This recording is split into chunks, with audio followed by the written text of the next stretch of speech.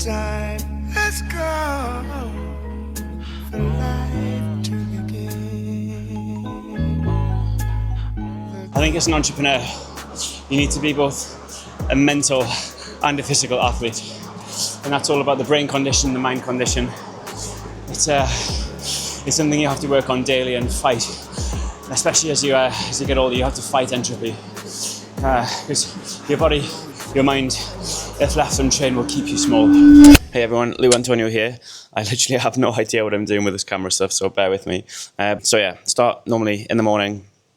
I walk around the pool for an hour. I have my affirmations in my own voice, recorded in my own voice. But today, I'm going to let you follow me around so you can see a day in the life of an 8-figure entrepreneur.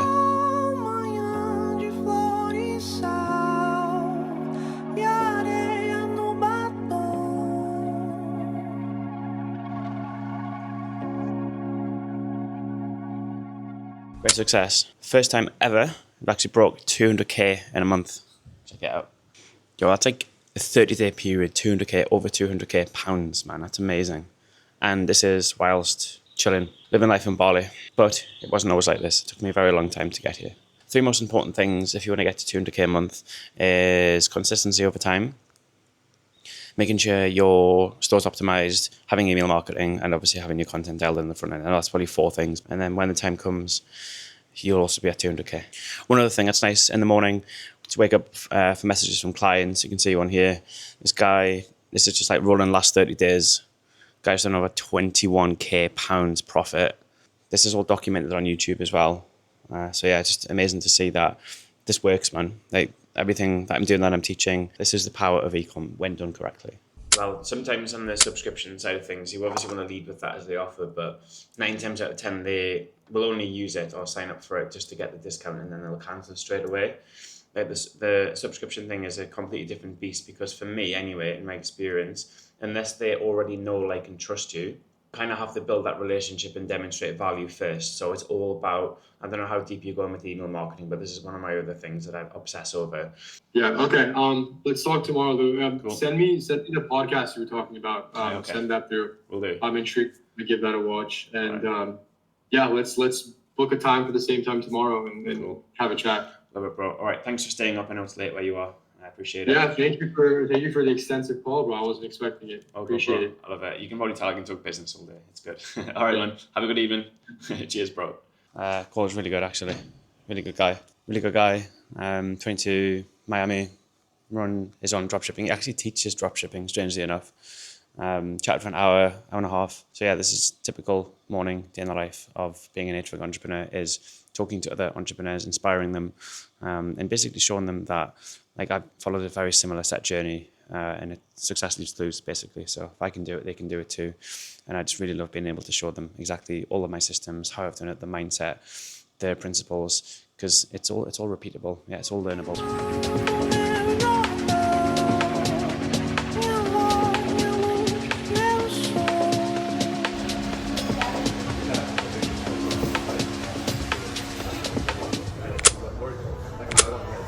We are in a cafe in Bali at the moment, doing some work, meeting some cool guys. How's it going, Andrew? Nice to meet you guys. All right, so I'm originally from New York, and I started a supplement brand about 6 months ago, and we've been talking about different ad strategies that I'm planning to run over the next few weeks, as well as a rebrand and an optimization on choosing one product instead of, having my brand look like a pharmacy and having close to 8 products. This is my life. Like, I've built brands. I'm now teaching others to do the same. And it's just the ability to choose. I think that's my highest value, is autonomy, agency in life, freedom to do what you want, where you want, with who you want, but actually feel in integrity with what you're doing, and you're actually passing something down and impacting. Like, having impact at scale is, I suppose, what you're able to choose to do, because you don't have to sell your time for money. Allow it.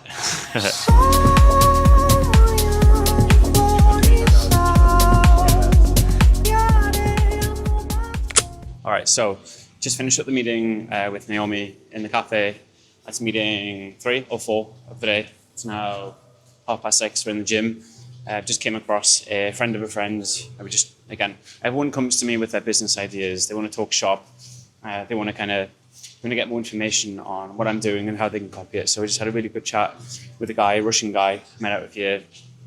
who's wanting to start a raincoat business.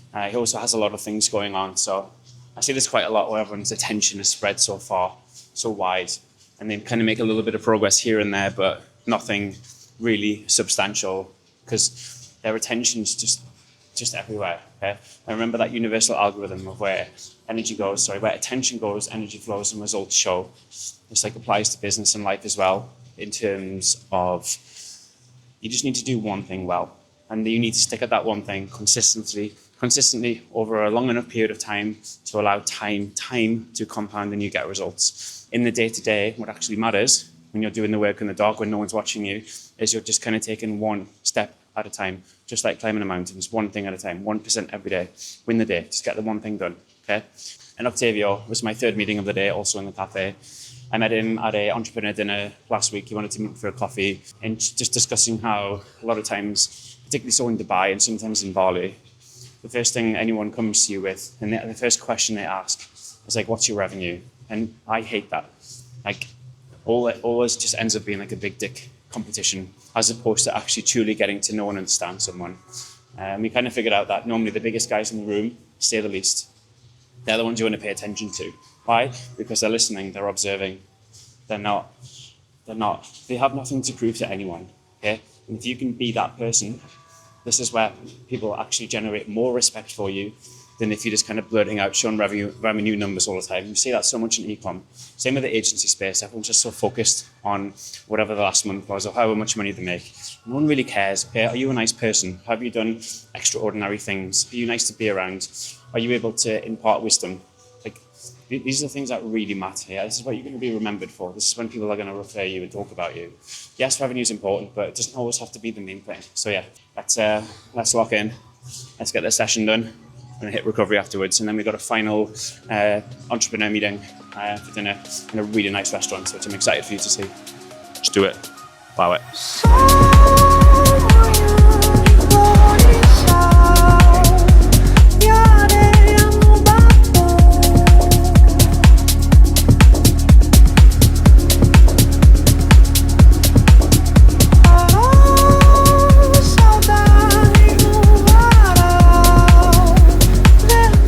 All right, PC session done. Whew. The hard thing about doing hard things is that it's hard. It's very hard. I think as an entrepreneur, you need to be both a mental and a physical athlete. And that's all about the brain condition, the mind condition. It's something you have to work on daily and fight. Especially as you get older, you have to fight entropy. Because your body, your mind, if left untrained, will keep you small. So, yeah, if any of you guys aren't going to the gym, you're missing out on like 90% of your energy and your attention, your focus, and your output. You feel so much more energy, even though you're expending energy. It forces your body to grow. It forces you to expand your mindset and be comfortable being outside of that comfort zone, because being comfortable is the most dangerous place. Like, comfort zone is the most dangerous place you can be, no matter what your age. Look at this workout. I don't know if you can see it. So this is called a death by, and it's basically 12 reps, every minute on the minute of burpees, jump and air squats, push-ups, then 12 calories on the row, and then 5 is the rest. And you basically do that over and over again until you can't get all of your reps in a minute. And that's just the second part of the workout. The first half over there was our, what was it? What were we doing? I can't even think, I'm not tired. It was our squat cleans. And you're basically working up to a heavy one and then dropping it back down. So you're already doing this workout pre-exhausted. So yeah, it really forces your mind, forces your body to develop. And as I said, to be successful in life and business, especially as a dude, as a guy, you've got to do hard things. You've got to train. You've got to put your body through stress. It's eustress, yeah, not distress. It's the opposite, yeah. This is going to force you to grow. It's going to get you comfortable in that uncomfortable zone. This is how you move forward. No matter what your brain tries to trick you to doing. Tired, on a busy day, I'll do it tomorrow. You're in control, not your brain. Your brain wants to keep you small. It wants to keep you safe. That's the danger zone, man. You got to get out of there and you got to stay out of there. You don't skip gym. You don't. Just like you don't skip breakfast, lunch, dinner. You don't skip breathing. You go to the gym every single day. And you feel so good for it afterwards. So So yeah, good session now. Down in recovery, ice bath, sauna, socialise, and everything. It'll be good. Good job. To the last been training the team. The good thing with ecom is I look at how I run my companies. I'm like almost completely out of it. It runs. Like think of like all of the moving parts. You've got manufacturing, 3PL, marketing team. Where am I? I'm here. Bali. This runs perfectly. That's the beauty of systems, because then you apply automation, systems, delegation. You still have to be on top of it and make sure everything's working and everything's talking and communicating and flowing well and close to your customers, but you're not like part of the information block. Like if someone leaves in the 3PL, not my problem. They hire someone else, they have other staff. If the manufacturing guy is off ill, not my problem, they have other staff. If something or someone's wrong in the marketing agency or whatever, not my problem. Yeah, so that's how you're able to completely divorce your income from your time. But like most things, you have to work hard enough in the beginning to not have to work hard. Yeah, it takes time to be able to set up and establish and understand systems and set them in place, because you get to automation, but to do that you have to first be able to understand and set up the systems. Okay, otherwise it's like an input-output machine. If you scale shit, you just get more shit. Yeah. So this is kind of what I'm working with Milos to set up on the back end. So website, email marketing, all of the infrastructure, so that the only thing he needs to focus on is content and sales and marketing. That's it. And that is like I call it like 2 marathons, right? First one is product development design, so R&D.